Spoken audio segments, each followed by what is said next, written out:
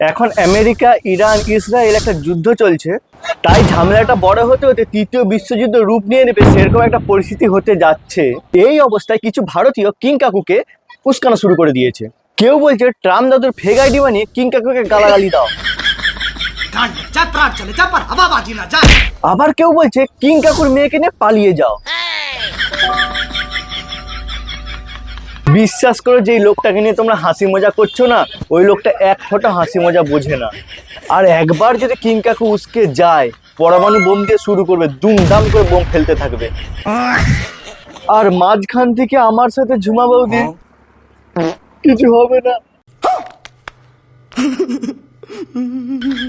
বিশ্বাস করো, 24 ঘন্টার মধ্যে 12 ঘন্টা সময় দিয়ে ঝুমা বৌদিকে অনেক কষ্টে উঠিয়েছি।